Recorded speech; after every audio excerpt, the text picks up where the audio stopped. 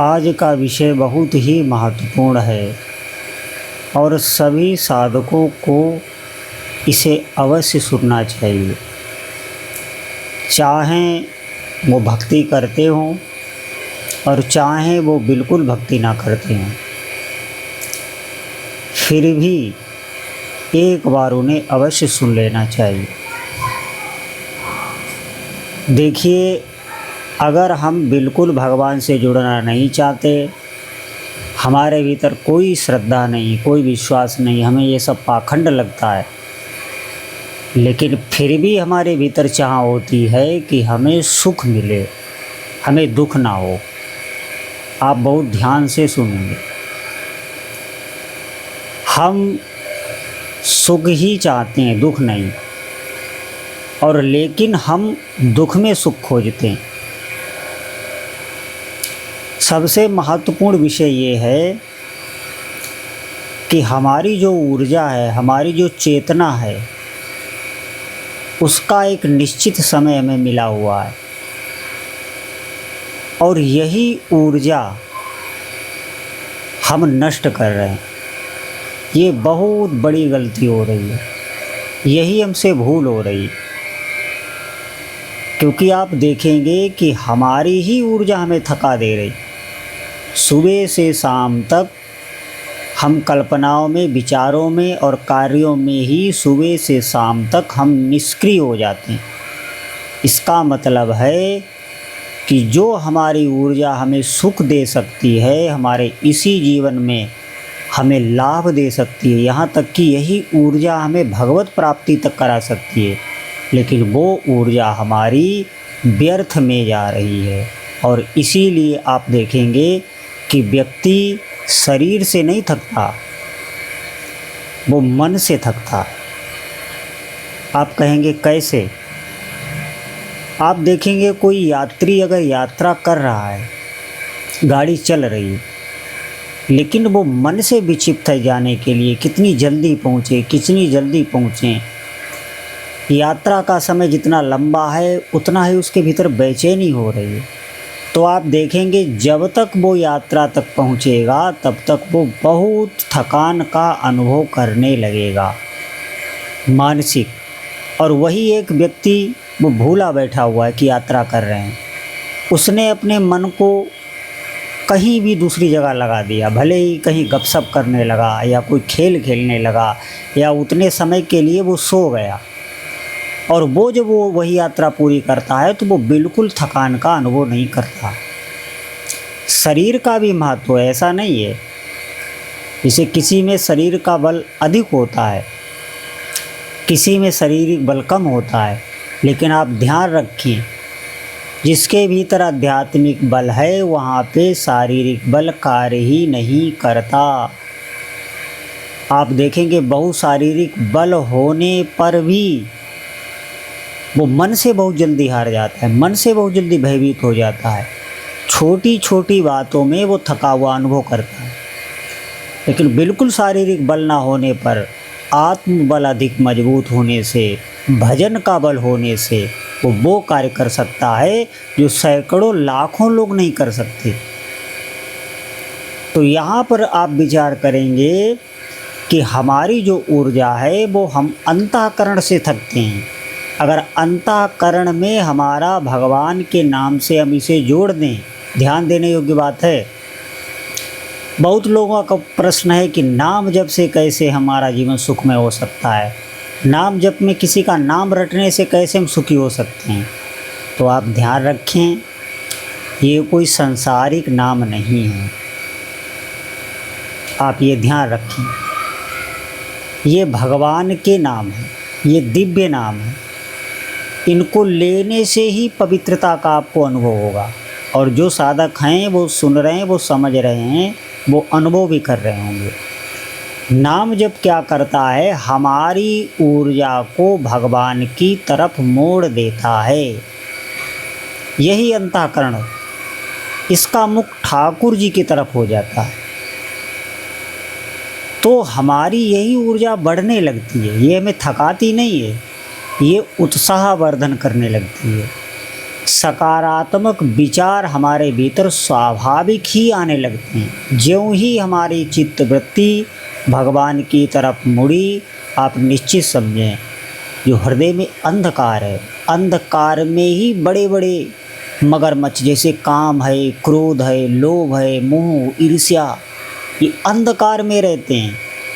प्रकाश होते ही इनका अस्तित्व नष्ट हो जाता है। और वो प्रकाश कहाँ से आता है? ज्यों ही हमारा चिंतन, जो हमारी चेतना शक्ति है, अगर कोई पूछे कि मनुष्य के पास सबसे बड़ा धन क्या है, तो मनुष्य के पास सबसे बड़ा धन धन नहीं है। ये जो रुपया पैसा, ये धन नहीं है, समय भी नहीं है, चेतना है। आप कहेंगे कैसे?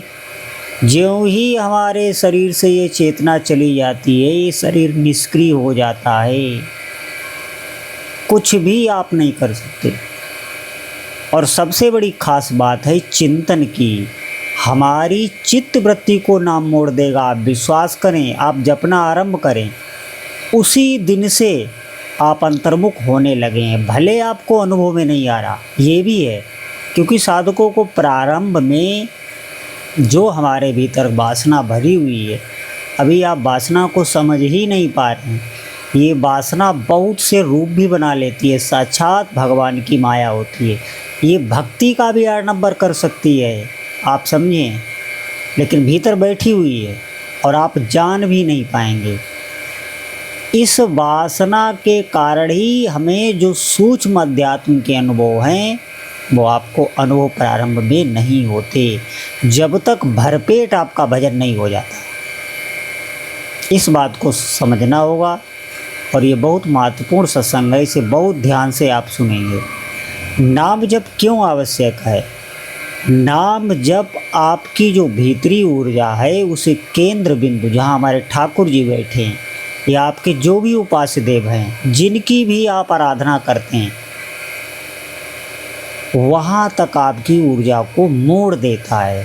जैसे तेज चलती हुई नदी की धारा को कोई दूसरी जगह मोड़ दे, ऐसे ही अब समुद्र में मोड़ दिया तो समुद्र में मिलने से नदी में भी समुद्र की सामर्थ्य आ गई। इसी प्रकार हमारी ऊर्जा जब भगवान की ओर मुड़ जाती है, हमारी जो सभी चित्रवृत्तियाँ हैं वो ठाकुर की तरफ मुड़ने लगती हैं, तो निश्चित समझे हम गदगद हो जाते हैं, हमारे सभी भय भाग जाते हैं। नहीं तो आप देखेंगे कि संसार का एक ही कार्य, ये जो संसार चक्र है, इसका एक ही कार्य है कि आपके मन को ये बाहर ही बाहर दौड़ाने की कोशिश करेगा। आप देखेंगे सुबह उठते ही मन जाल बुनने लगता है, ये करना है, वो करना है, यहाँ जाना है, उससे ये बात करनी, उसे इतना लेना है, उसे इतना देना है। बहुत के प्रपंचों, और उनके मूल में क्या बैठा है? सुख।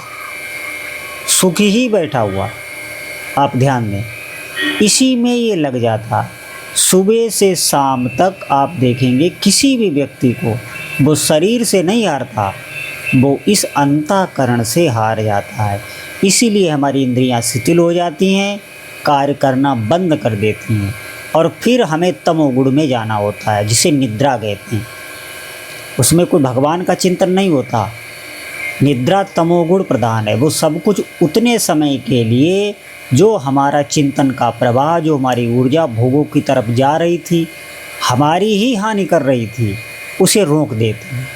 फिर सुबह जब उठते हैं तो हमारी इंद्रियों में पुनः जागरूकता आ जाती है, नई स्फूर्ति आ जाती है।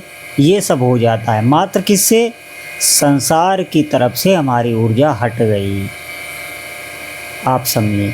और यही ऊर्जा अगर जागृत में हमारे ठाकुर की तरफ मुड़ जाए, हमारा जो केंद्र बिंदु है, जो स्वयं हमारा आपा है, जिसे आत्म स्वरूप कहते हैं, या जिसे हम भगवान कहते हैं, जिसे हम शिव कहते हैं, जिसे हम माता कहते हैं, उनकी तरफ मुड़ जाए तो निश्चित ही आप समझें हृदय में अद्भुत अद्भुत विचार, भजन करने का उत्साह अपने आप आ जाएगा।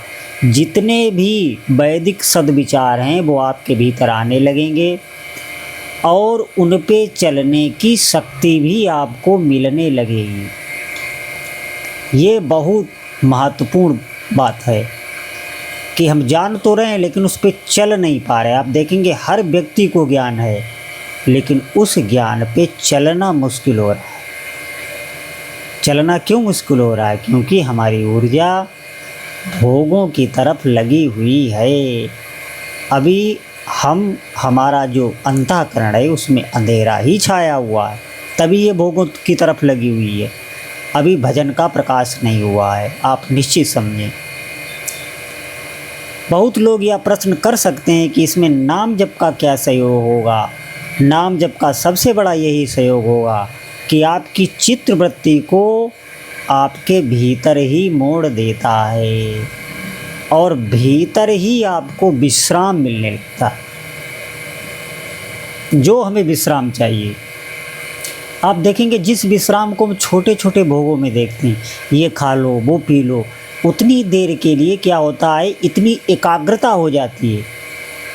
क्योंकि जो भोग आपको चाहिए, जिस भोग के लिए आप इतने दिनों से लालायित हैं, वो भोग ज्यों ही आपको मिला तो उसमें भोगने में आपकी जो एकाग्रता हुई, उस एकाग्रता में जो हमारा प्रवाह संसार की तरफ चल रहा था वो रुक जाता है।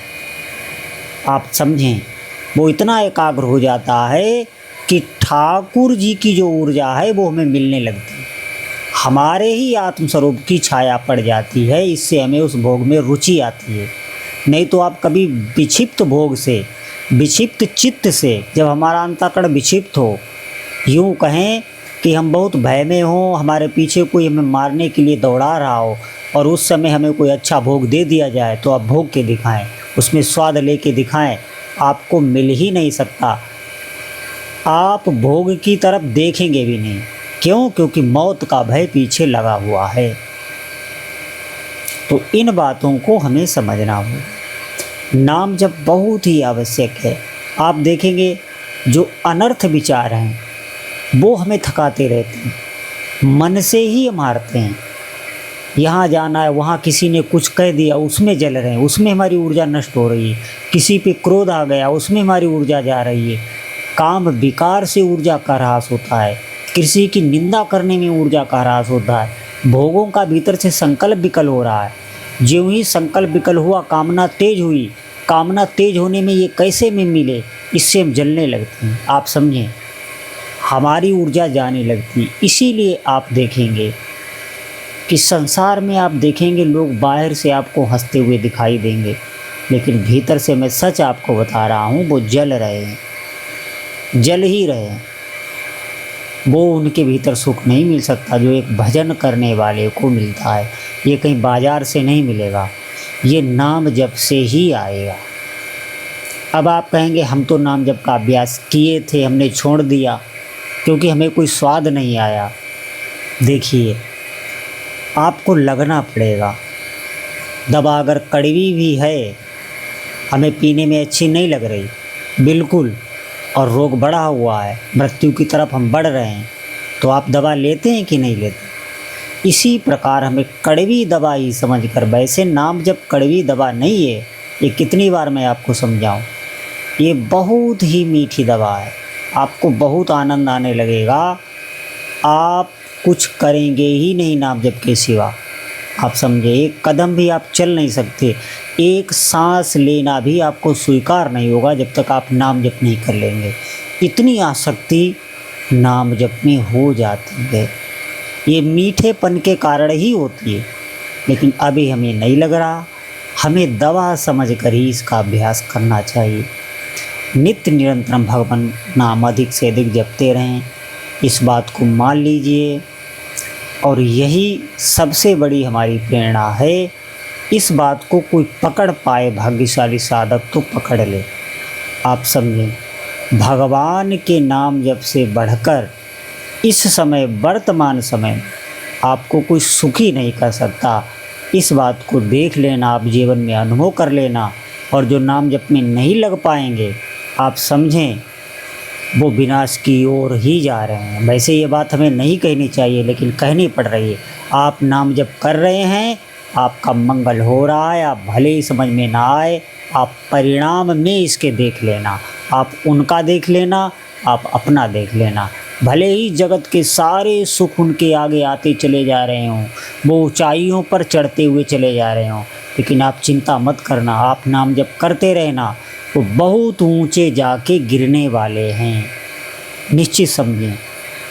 और आप अगर भले ही भौतिक रूप से बहुत नीचे जा रहे हैं तो आप बहुत ऊंचाई पर उठने वाले हैं। क्यों? क्योंकि आपकी जिह्वा पर भगवान का नाम है और भगवान अपने नाम के अधीन है। इसलिए जितने भी साधक सुन रहे हैं, आज से ही जितना हो सके अधिक से अधिक भगवान का नाम जप करें। बोलो जय जय श्री सीताराम।